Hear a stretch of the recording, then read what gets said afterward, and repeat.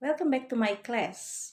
Today, we are going to learn English together with me, Mrs. Bekti. So, let's start our lesson. Okay, students, now we are going to learn about recount text. First is definitions atau definisi dari recount text, yaitu a text which tell past event, teks yang menceritakan kejadian di masa lampau mulai dari dulu, kemarin, hingga tadi. The purpose, aim, or objective atau tujuannya jelas to retell stories about past event to reader and listener, menceritakan kembali kejadian masa lampau pada pembaca atau pendengar. Nah, berikutnya kita akan membahas tentang generic structure of recount text. Generic structure of recount text ada 3 bagian ya. Number 1 is orientations, and number 2 is events. Di sini saya beri dalam kurung S, events, berarti eventnya bisa lebih dari 1. Dan yang ketiga adalah reorientations. Nah, untuk selengkapnya kita bahas satu persatu ya. Number 1, orientation. What is orientations? Apa sih orientasi itu? Orientations is introductory paragraph alias paragraf pembuka. It introduces 5 W questions. Jadi di paragraf pertama ini ada 5 pertanyaan diawali dengan huruf W ya. W yang pertama what? Apa kejadiannya? W kedua who? Siapa yang terlibat? Where, di mana kejadiannya, when, kapan, dan why, mengapa.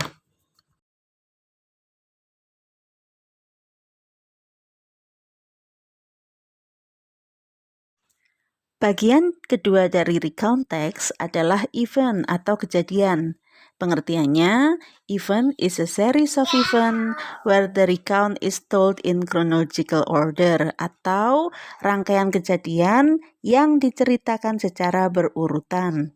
Karena berurutan, nanti akan muncul temporal conjunction atau kata penghubung antar waktu seperti first, second, then, next, after that, dan seterusnya. Bagian yang ketiga atau bagian terakhir dari text recount adalah reorientations. Reorientation means the closing where the writer give personal opinion, personal comment, or personal thought about the event. Jadi di mana penulis memberikan komentar ataupun opini dan kesimpulan dari kejadian yang diceritakan. Oke, selanjutnya kita masuk ke generic feature atau ciri-ciri kebahasaan dari recount text. Ciri-ciri kebahasaan dari recount text yaitu 1. Adanya conjunction atau time connector. Seperti yang sudah dibahas tadi, ada kata-kata seperti first, then, next, after that, finally, dan seterusnya. Kemudian terdapat juga banyak adverb atau adverbial phrase, yaitu keterangan, baik itu berupa waktu ataupun tempat. Dan yang terakhir adalah adanya action verbs atau kata kerja. Karena recount text menceritakan kejadian di masa lampau, maka action verb-nya akan tertulis dalam bentuk simple past. Next, we are going to discuss kinds of recount text atau macam-macam text recount. There are 2 types of recount text. First is personal recount atau pengalaman masa lalu seseorang yang meliputi biography and personal experience atau pengalaman pribadi seseorang. The second type is factual recount yang meliputi stories of invention, cerita tentang penemuan-penemuan, and event in history, kejadian-kejadian dalam sejarah. Next, let's see the examples of recount text. Di sini ada sebuah contoh teks yang berjudul Diving in Bunaken Island.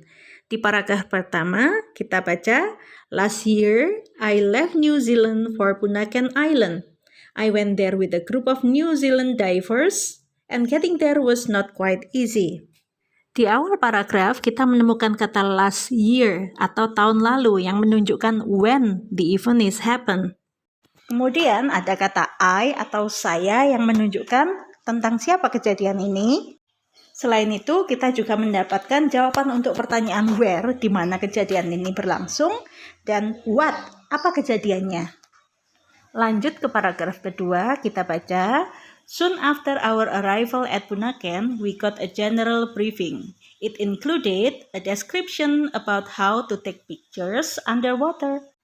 Nah, di sini kita lihat, ini adalah event pertama bahwa setibanya kita di Bunaken, kita itu melakukan briefing untuk mengetahui bagaimana cara mengambil foto di bawah air. Paragraf ketiga diawali dengan kata then sebagai temporal conjunction untuk menunjukkan kejadian berikutnya. Then we began our diving.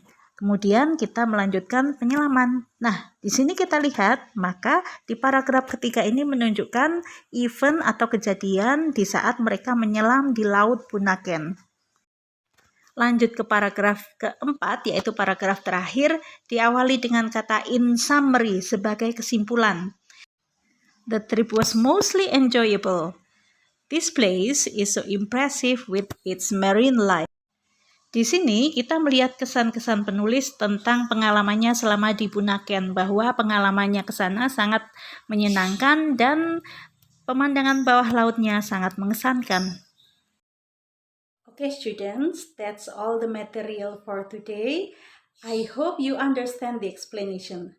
Don't forget, if you have any questions, kalau kalian ada yang mau ditanyakan, silakan ditulis di kolom komentar. See you!